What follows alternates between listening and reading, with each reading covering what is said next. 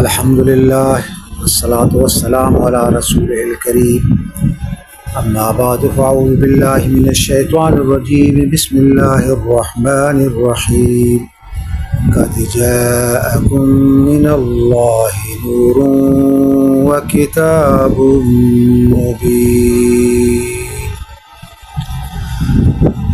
آج ہم آپ صلی اللہ علیہ وسلم امام الانبیاء، شاہ مدینہ، سید القونین، خاتم الانبیاء، حضور پر نور صلی اللہ علیہ وسلم کی ولادت باعث سعادت کا ذکر کریں گے۔ آپ صلی اللہ علیہ وسلم کی ولادت ماہ ربیع الاول میں ہے۔ مہینہ تو معین ہے، بعد رمضان، رجب، سفر وغیرہ کی روایتیں بھی کرتے ہیں، لیکن وہ صحیح نہیں ہے۔ صحیح یہی ہے کہ آپ صلی اللہ علیہ وسلم کی ولادت باسعادت ماہ ربیع الاول میں ہوئی ہے۔ دن ہے پیر کا، وقت ہے صبح صادق کا۔ اب تاریخ میں اختلاف ہے، بعض کہتے ہیں 8، بعض کہتے ہیں 9، بعض کہتے ہیں 12 تاریخ۔ تو محققین کی رائے تو یہ ہے کہ 8 تاریخ ہے، لیکن مشہور 12 تاریخ ہے۔ تو آپ صلی اللہ علیہ وسلم حضرت عبداللہ کے گھر میں پیدا ہوتے ہیں۔ حضرت عبداللہ آپ صلی اللہ علیہ وسلم کے ولادت سے پہلے فوت ہو گئے تھے۔ حضرت عبداللہ شام کے سفر پر گیا تھا، واپسی میں جب اپنے ننہال مدینہ منور میں بیماری کی وجہ سے رک گیا تو اس کا وہیں انتقال ہو گیا۔ تو حضرت آمنہ رضی اللہ تعالی عنہا حاملہ تھی، تو کچھ عرصے بعد آپ صلی اللہ علیہ وسلم کی ولادت باسعادت ہوتی ہے۔ آپ صلی اللہ علیہ وسلم کی ولادت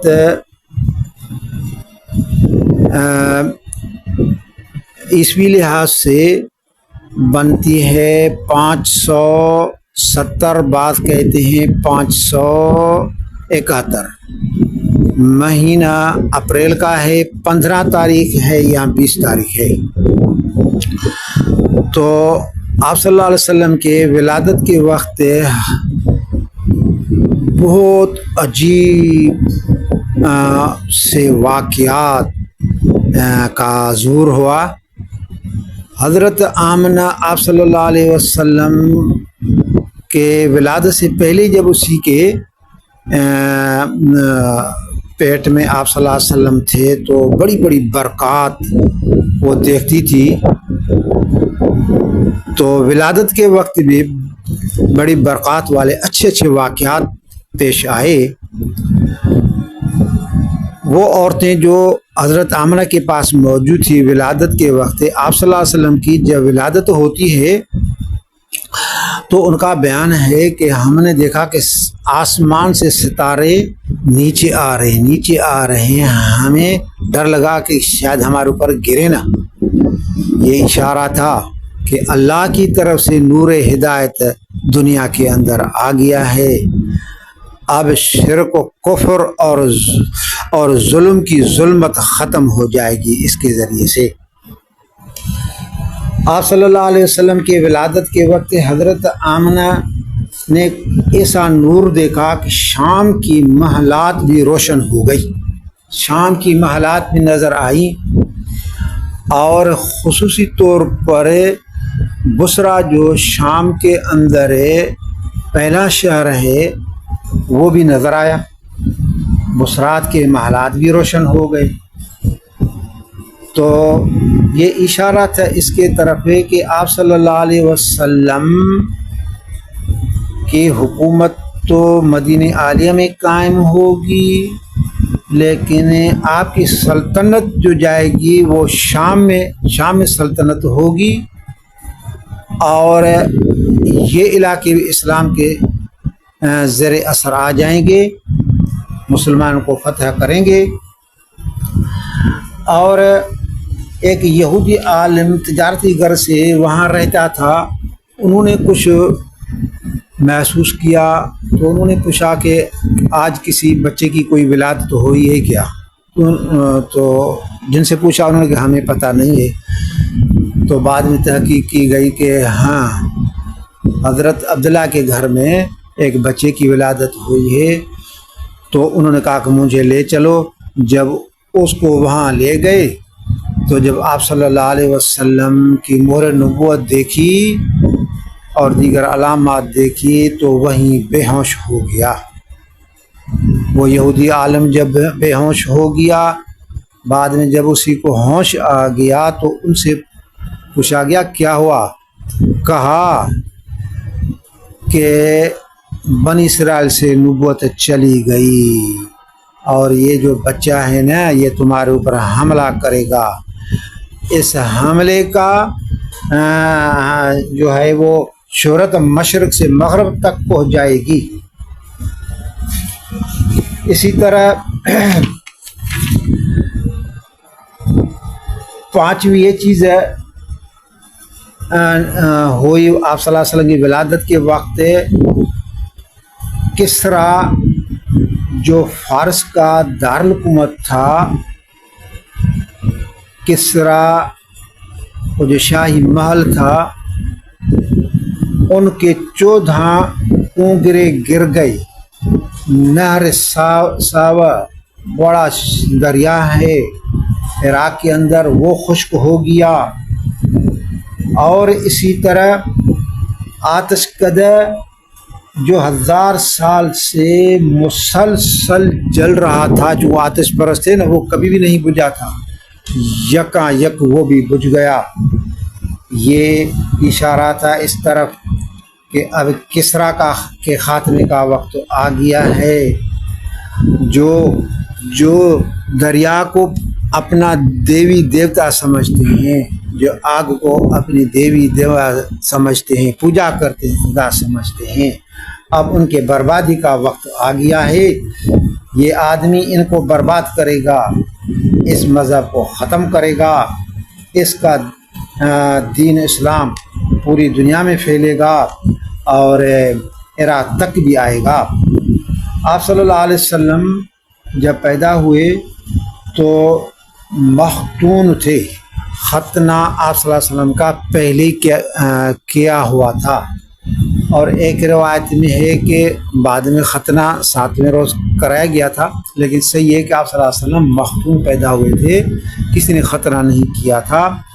اور آپ صلی اللہ علیہ وسلم ناف بریدہ تھے، وہ کاٹتے ہیں نا ناف بچے کا ماں سے، تو وہ بھی پہلے سے کٹا ہوا تھا۔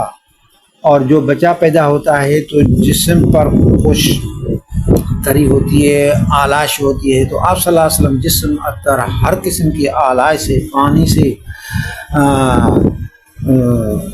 کسی بھی گندی چیز سے اطہر تھا، پاک تھا، صاف تھا۔ آپ صلی اللہ علیہ وسلم کا عقیقہ خواجہ عبد المطلب نے 7ویں روز آپ صلی اللہ علیہ وسلم کا عقیقہ کیا، عرب والوں کی دعوت کی اور نام رکھا محمد۔ حضرت آمنہ نے نام رکھا احمد، تو دادا نے نام رکھا اس کا محمد۔ تو آپ صلی اللہ علیہ وسلم کے یہ 2 نام ذاتی رکھے گئے، اور آپ صلی اللہ علیہ وسلم کی جو کنیت تھی، کنیت بھی آپ صلی اللہ علیہ وسلم کے 2 ناموں سے تھی، ابو القاسم اور ابو ابراہیم۔ حضرت آپ صلی اللہ علیہ وسلم کے حضانت اور رضاعت کا بیان، آپ صلی اللہ علیہ وسلم کو 3 روز تک کہ حضرت آمنہ نے دودھ پلایا، اسی کے بعد ابو لہب کی باندی سویبہ نے 7 روز تک دودھ پلایا۔ پھر حضرت حلیمہ سعدیہ آپ صلی اللہ علیہ وسلم کو لے گئی قبیلے بنی سعد میں۔ عربوں کا دستور تھا کہ جب بچہ پیدا ہوتا تھا تو اس کو دیہات میں رکھتے تھے، کسی داعیہ کو دیتے تھے تاکہ اس کی صحت بھی اچھی رہے اور اس کی زبان جو ہے لغت وہ بھی اسی کی جو ہے نا وہ دیہات میں بہتر اور اچھی رہتی ہے۔ اس وجہ سے اسی دستور کے موافق کو سب بچے باہر بھیجتے تھے۔ تو حضرت حلیمہ آپ صلی اللہ علیہ وسلم ولادت کے وقت مکے میں آتی ہے، دوسری عورتیں بھی آتی ہیں، تو سب پر یہ بچہ پیش کیا گیا، کسی نے بھی قبول نہیں کیا، یتیم سمجھ کرے کہ اس کا حق الخدمت ہمیں پورا نہیں ملے گا۔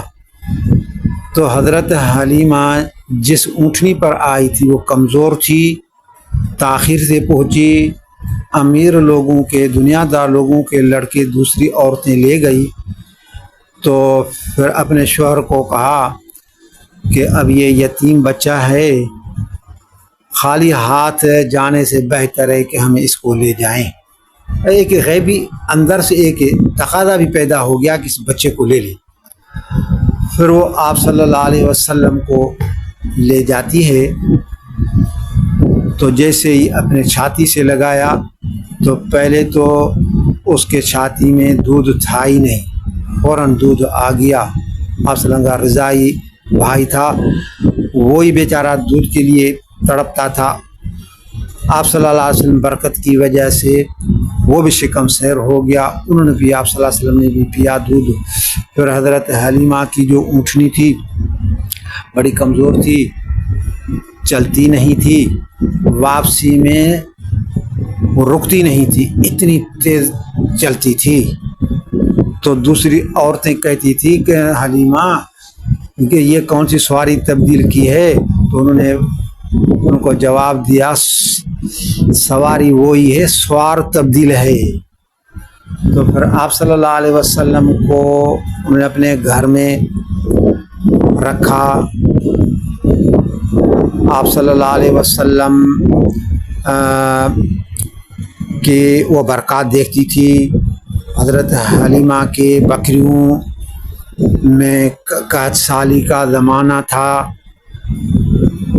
تو بکریوں میں دودھ نہیں ہوتا تھا، اور حضرت حلیمہ کی بکریوں میں سب سے زیادہ دودھ ہوتا تھا، وہ دودھ دیتی تھی۔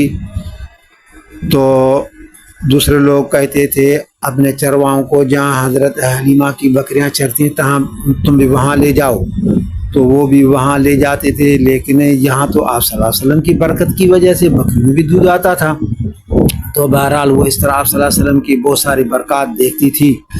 تو جب 2 سال کے بعد شق صدر کا واقعہ ہوا تو پھر حضرت حلیمہ نے خطرہ محسوس کیا کہ کوئی تکلیف نہ پہنچ جائے، تو یہ بچہ میں واپس کروں۔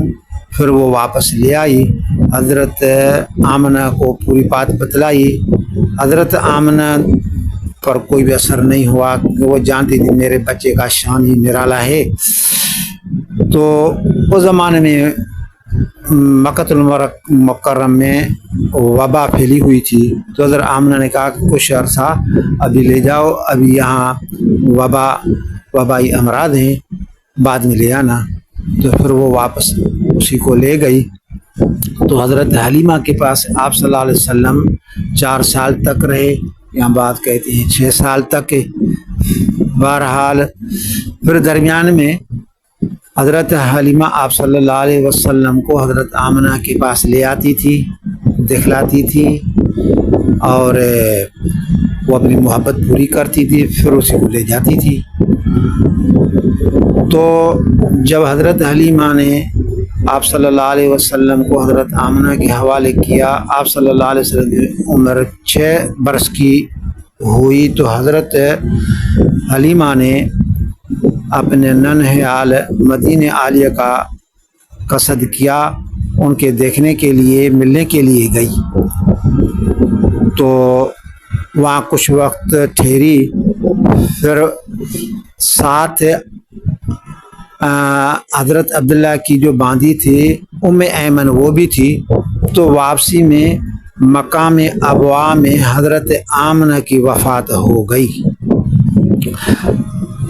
تو حضرت ام ایمن آپ صلی اللہ علیہ وسلم کو لے آئی مکۃ المکرم میں، اور اپنے دادا خواجہ عبد المطلب کے حوالے کیا اسی کو،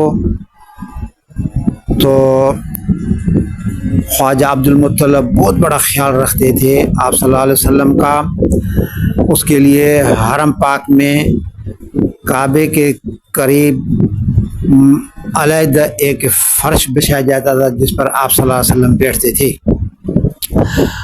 تو آپ صلی اللہ علیہ وسلم کے برکات اور انوارات وہ بھی محسوس کرتے تھے۔ آپ صلی اللہ علیہ وسلم کی جب عمر 8 سال کی ہوئی تو دادا کا بھی انتقال ہو گیا، خواجہ عبد المطلب بھی وفات پا گئے۔ وفات سے پہلے انہوں نے ابو طالب کو بلایا اور یہ اسی کے حوالے کیا، حضرت عبداللہ کے حقیقی بھائی تھے، کہا کہ ہر طرح اس کا خیال کرنا، بڑی تاکید کی، بہت وصیتیں کی، تو پھر خواجہ ابو طالب نے آپ صلی اللہ علیہ وسلم کی پرورش کی، طرفداری کی، اس کی کفالت کی، آپ صلی اللہ علیہ وسلم کی ہر بات میں تائید کرتے تھے، یہاں تک کہ آپ صلی اللہ علیہ وسلم کو جب نبوت ملی تو حضرت حضور اکرم صلی اللہ علیہ وسلم کی تائید وہ کرتے رہے، بار بار مکے والے اعتراض کرتے تھے کہ آپ اپنے بھتیجے کو سمجھاؤ، ہمارے بتوں کو برا بھلا کہتا ہے، یا آپ ان کی طرفداری ترک کریں۔ تو ایک دن خواجہ ابو طالب نے آپ صلی اللہ علیہ وسلم کو بلایا کہ دیکھو یہ سارے مکے کے بڑے سرداران آئے ہیں، تو آپ ان کا لحاظ کریں، بتوں کو برا بھلا نہ کہیں۔ تو آپ صلی اللہ علیہ وسلم غمزدہ ہو گئے، اور جب غمزدہ ہو گئے تو خواجہ ابو طالب پر ان کا بڑا اثر ہوا، کہا کہ جاؤ بھتیجا، جو بھی کرنا ہے کرو، کہنا ہے کہو، میں آپ کے ساتھ ہوں۔